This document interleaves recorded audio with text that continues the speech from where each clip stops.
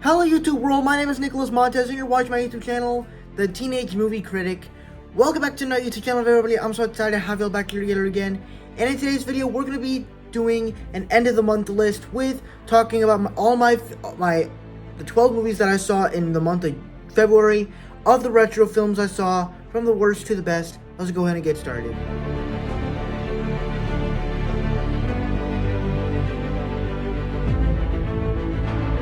Now this movie I was actually kind of excited for because it's the first Christopher Nolan film that he ever made. And honestly, just kind of felt like one of the weaker films of his franchise, of his filmography. I mean, all the other films that he did after that were pretty good, but this was easily my least favorite of his filmography. And now, the only film I'm going to watch now is The Prestige and then Oppenheimer when it comes out.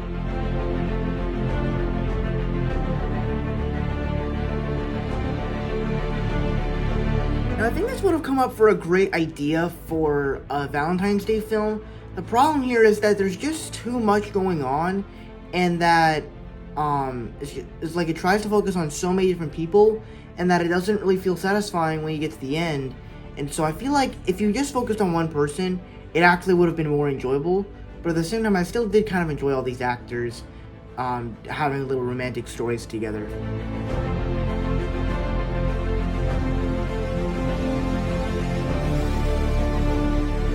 Now this was another movie that I thought was fine. I watched it to get ready for Magic Mike's Last Dance or something like that. But I didn't watch Magic Mike's Last Dance, but to watch the first film, I thought it was okay, I guess. Not really my thing. Of course, this is the movie where you actually hear Matthew McConaughey say, wait, is that his name? Matthew McConaughey? Is that? Yeah. Matthew McConaughey say, alright, alright, alright.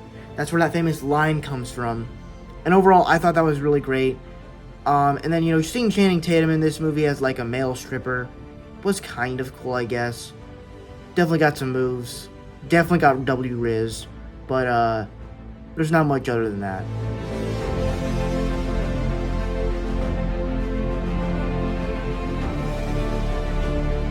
Now, The Wrong Missy. I was actually kind of excited to watch this movie a little bit, because I heard some negative things about it, and I'm like, okay, I'm actually kind of excited to see why it's so bad. And then I watched it, and not saying it wasn't exactly that bad, but it definitely was very corny, very intuitive, and it just did a lot of stuff that I just wasn't the biggest fan of, really. I feel like they could have done the story in a different way that made you care about it, but at the same time, it still did kind of felt unique a little bit, so I give it props for that.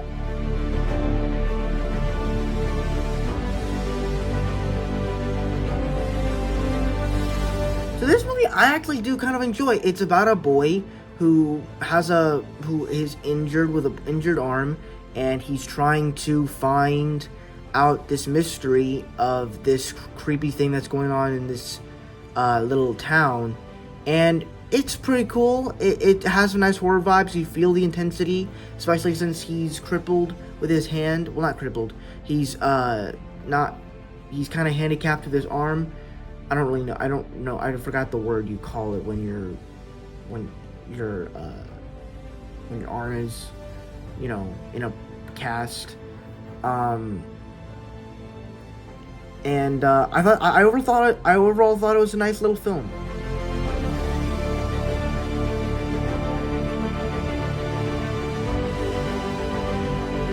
Now this is a movie, these are the types of films that I actually do kind of like, where you have these real people kind of doing their own little thing, and when you have this guy who starts out by saving this restaurant, and then he kind of gets charged for it. Like he gets rights charged for it, and I'm like, what? And then it just turns into this little action little film, and I thought it actually kind of worked because the emotions, the acting also worked. So I thought it created a story that I thought was pretty good for the most part.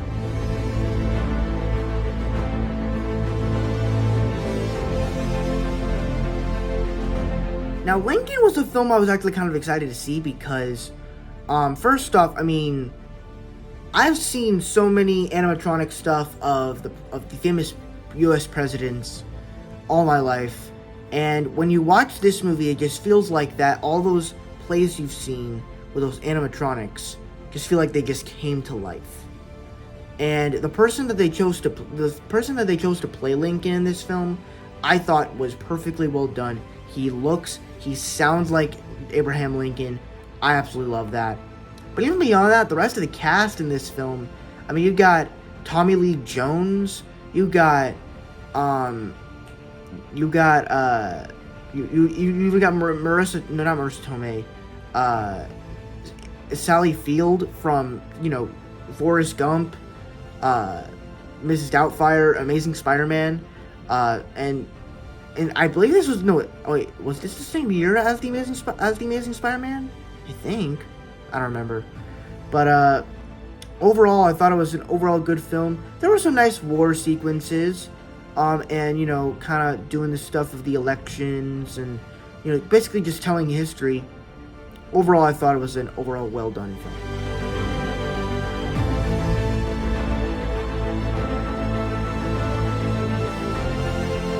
Now, this is a movie that I feel like explores relationships and God very well, where you just get to see these two people who kind of like just explore life. They're kind of just, every second they're kind of exploring life, exploring God, kind of liking someone, kind of thinking of the value of, like, how do you know if you like someone?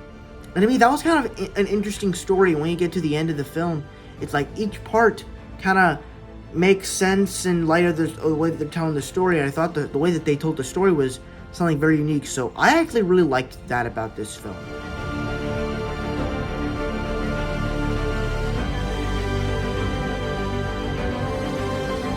Now, this is a film that I actually like these kinds of concepts where you have this old man who lives in this, I guess, this RV sort of thing, and he's living alone. He lives there, he gets his food, he gets his pills, he reads at night, and then he goes to sleep, but then he also goes out to hunt.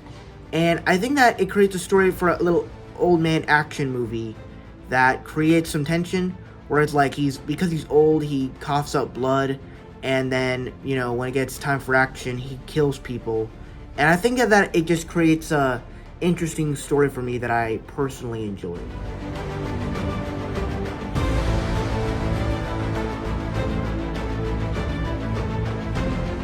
Now, this was a film that I honestly just had a lot of fun with. At first it starts out as this two couple with Kumail Nanjiani and this other girl from The Hate U Give, and they're just living life. It's a cute little romance. Okay, I see them. That's nice and cute. And then you get a year later, not doing so well, arguing, talking about all this stuff, saying, well, we can't have sex, and then it basically turns into like this murder mystery where it's like someone crashes into the car, someone steals their car, and then they run that guy over.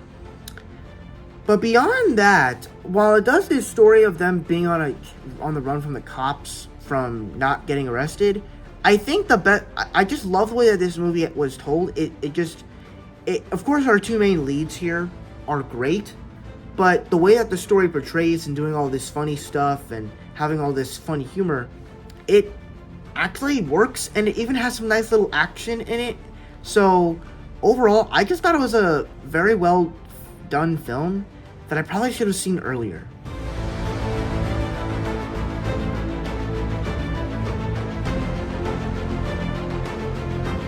Alright, so this was actually a movie I saw in school, in my English class, for Black History Month. And this was a film that I really, really loved.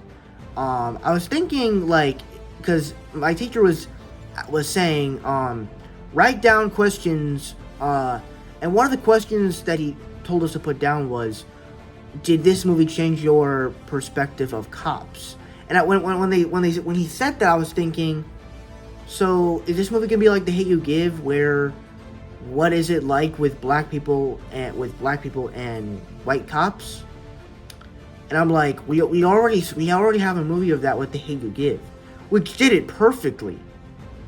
And I'm thinking, like, well, how exactly can you do a unarmed black person with a white cop storyline in another film? And I think that this film actually was able to do that in a very interesting way, where you have these people, and I don't know if this is based off a true story, because it has like recordings of this July 3rd, 2017 date, and basically you have like this scene where you have all these cops and people locked up in this room, carried hostage, and we're talking about, like, overall, like, are they racist? Why exactly do we pull people over? Because we have to because that's our job. We have to catch the bad guys. And it's like, we understand the black people's reasons. We understand why the reason of, like, why we need to feel safe. We're supposed to feel safe. But the cops are still trying to find ways to get out of it, where it's like, we literally have a black officer captain, for Christ's sakes. So it's impossible for us to be racist. And even then he's like, in order to catch the bad guys, we're gonna have to pull people over. And it's like, you kind of understand what they're saying, but you understand that it's wrong. You understand that it's wrong. And that was something I just really loved about this film. And then even like all the when my teacher played in the room, it was very loud. There was a lot of cursing. They even said like the N-word a lot of times, which I didn't think they would actually play that for a movie in school. But hey, we're 16, 17, 18. We can handle curse words. We're old enough to hear it already. But overall, this was a definitely great movie, and I absolutely loved it.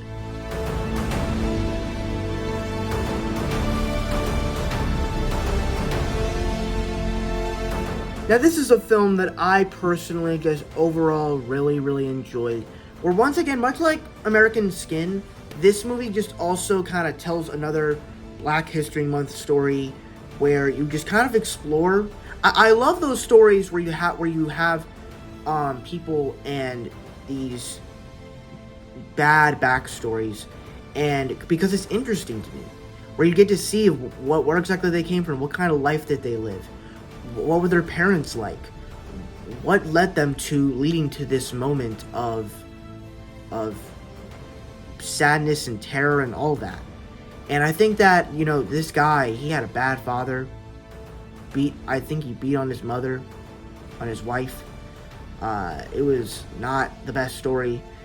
I mean, it was the best story. I thought it was a great film.